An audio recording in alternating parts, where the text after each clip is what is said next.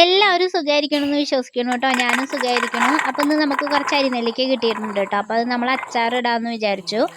കുറച്ച് ഉപ്പിലിടാം, കുറച്ച് അച്ചാറിടാമെന്ന് വിചാരിച്ചു കേട്ടോ. അപ്പോൾ നമുക്കത് ആദ്യം നന്നായിട്ടൊന്ന് കഴുകിയെടുക്കണം. അതിൽ നാരും ഇലയും മണ്ണും ഒക്കെ ഉണ്ട്. അപ്പോൾ ഇന്നലത്തെ മഴയ്ക്ക് നമുക്ക് കിട്ടിയതാണ് കേട്ടോ. അപ്പോൾ ഇന്ന് രാവിലെ മുതൽ അതന്നെയായിരുന്നു പണിയിട്ട്. അത് പറക്കിയെടുക്കലും പൊട്ടിച്ചെടുക്കലും അങ്ങനെയുള്ള സംഭവങ്ങളൊക്കെ ആയിരുന്നു. അപ്പോൾ നമ്മൾ നന്നായിട്ടൊന്ന് കഴുകി വൃത്തിയാക്കി വെക്കുന്നുണ്ട് കേട്ടോ. ഇനി നമ്മുടെ അച്ചാറിന് ആവശ്യമായിട്ട് നമുക്ക് ഇഞ്ചി വെളുത്തുള്ളി ആവശ്യമുണ്ട്. അപ്പോൾ അത് ഞാൻ നന്നായിട്ടൊന്ന് ചതച്ചെടുക്കുന്നുണ്ട് കേട്ടോ. അപ്പോൾ അച്ചാറിന് ഇഞ്ചിയും വെളുത്തുള്ളിയും വേണമെന്നുണ്ടെങ്കിൽ നമുക്ക് അരിഞ്ഞിട്ട് ഉപയോഗിക്കാം, ഇല്ലയെന്നുണ്ടെങ്കിൽ മിക്സിയിലിട്ടിട്ട് ക്രഷ് ചെയ്തിട്ട് ഉപയോഗിക്കാം കേട്ടോ. ഞാനിപ്പോൾ ഇവിടെ ഇടിച്ചിട്ടാണ് ഉപയോഗിക്കണേ. അപ്പോൾ ഇടിച്ച് കഴിഞ്ഞിട്ടുണ്ടെങ്കിൽ കുറച്ച് ടേസ്റ്റ് അധികമാണ്. അപ്പോൾ അത് കാരണം കൊണ്ട് അങ്ങനെ ഉപയോഗിക്കണം കേട്ടോ.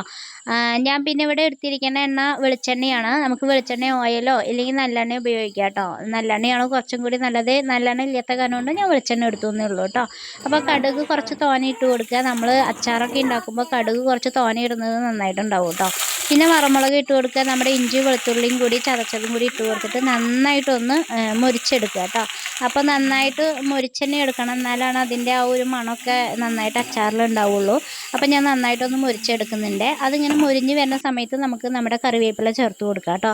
കറിവേപ്പില ചേർക്കുമ്പോൾ ഒരു പഞ്ഞവും വിചാരിക്കേണ്ട, കുറച്ച് തോനെ തന്നെ ചേർത്ത് കൊടുക്കുക കേട്ടോ. നല്ല ഒരു മണം അതിൻ്റെ ഒരു ഫ്ലേവറൊക്കെ നമുക്ക് കിട്ടാൻ വേണ്ടിയിട്ടാണ് കേട്ടോ. കുറച്ച് തോനെ തന്നെ ഞാൻ കറിവേപ്പില ചേർത്ത് കൊടുക്കുന്നുണ്ട്.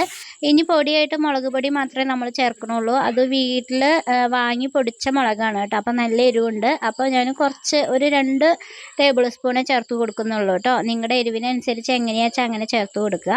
പിന്നെ എരിവിന് നല്ല കളറൊക്കെ കിട്ടാൻ വേണ്ടിയിട്ട് നമ്മുടെ കാശ്മീരി മുളക് പൊടി വേണമെങ്കിൽ ചേർത്ത് കൊടുക്കാം. ഞാനിപ്പോൾ കാശ്മീരി മുളക് പൊടിയൊന്നും ചേർത്ത് കൊടുക്കണില്ല കേട്ടോ. ആ പൊടിയുടെ ആ പച്ചമണമൊക്കെ ഒന്ന് മാറി വരുന്ന സമയത്ത് നമുക്ക് നമ്മുടെ നെല്ലിക്ക ഇട്ട് കൊടുക്കാം. അപ്പോൾ നെല്ലിക്ക ഇട്ട് കൊടുക്കുമ്പോൾ വെള്ളം വാർന്നതിന് ശേഷം ഇട്ട് കൊടുക്കുക കേട്ടോ. ഇല്ലയെന്നുണ്ടെങ്കിൽ വേഗം കേട് വരാനായിട്ടുള്ള ചാൻസ് ഉണ്ട്. അപ്പോൾ നെല്ലിക്ക ഇട്ട് കൊടുത്തിട്ട് നന്നായിട്ടൊന്ന് മിക്സ് ചെയ്തിട്ട് വെക്കുക കേട്ടോ. ഇനി നമുക്കിതിൽ ആവശ്യമായിട്ടുള്ളത് വിനാഗിരിയാണ്. അപ്പോൾ ഞാൻ വിനാഗിരിയും കൂടി ഒഴിച്ച് കൊടുത്തിട്ട് നന്നായിട്ടൊന്ന് തിളപ്പിക്കാനായിട്ട് വെക്കുന്നുണ്ട് കേട്ടോ. എന്തിനാണ് തിളപ്പിക്കണമെന്ന് ചോദിച്ചാൽ അതിൽ ഇനി വെള്ളത്തിൻ്റെ വല്ല അംശമൊക്കെ ഉണ്ടെന്നുണ്ടെങ്കിൽ പോകാൻ വേണ്ടിയിട്ടാണ്. പിന്നെ ഞാൻ ഉപ്പ് ഇട്ട് കൊടുക്കുന്നുണ്ട്. കല്ലുപ്പാണ് ഇട്ട് കൊടുക്കുന്നത്. നമ്മൾ അച്ചാറൊക്കെ ഉണ്ടാക്കുന്ന സമയത്ത് കല്ലുപ്പ് തന്നെ ഉപയോഗിക്കാനായിട്ട് ശ്രദ്ധിക്കുക കേട്ടോ. അപ്പോൾ കല്ലുപ്പും കൂടി ഇട്ട് കൊടുത്തിട്ട് നന്നായിട്ടൊന്ന് മിക്സ് ചെയ്ത് വെക്കുന്നുണ്ട് കേട്ടോ. എന്നിട്ട് നന്നായിട്ടൊന്ന് തിളപ്പിക്കുന്നതും കൂടി ഉണ്ട്. നന്നായിട്ടൊന്ന് തിളച്ച് വന്നാൽ നമുക്ക് അപ്പം തന്നെ ഓഫ് ചെയ്യാം കേട്ടോ. ഇതങ്ങനെ നന്നായിട്ട് വേവിക്കേണ്ട ആവശ്യമൊന്നുമില്ല. നമ്മൾ വെള്ളമൊക്കെ ഉണ്ടെന്നുണ്ടെങ്കിൽ ഒന്ന് വേഗം വറ്റി പോകാൻ വേണ്ടിയിട്ടാണ് അങ്ങനെ തിളപ്പിക്കണം കേട്ടോ. പിന്നെ നമ്മൾ ഇത് തിളച്ച് കഴിഞ്ഞാൽ സ്റ്റവ് ഓഫ് ചെയ്തിട്ട് നമുക്ക് അതിലേക്ക് കായപ്പൊടി ഇട്ട് കൊടുത്തിട്ട് ആ ചൂടോടെ തന്നെ കായപ്പൊടി ഇട്ട് കൊടുത്തിട്ട് ഒന്ന് മിക്സ് ചെയ്ത് വെക്കുക.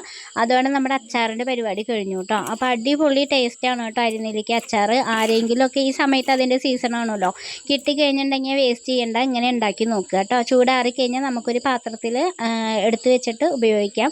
അടിപൊളി ടേസ്റ്റാണ്. എല്ലാവരും മസ്റ്റായിട്ട് ട്രൈ ചെയ്യുക കേട്ടോ. നിങ്ങളുടെ അവിടേക്ക് ഇതിന് എന്താ പേര് പറയണമെന്നും കൂടി ഒന്ന് കമൻറ്റ് ചെയ്യുക കേട്ടോ. താങ്ക്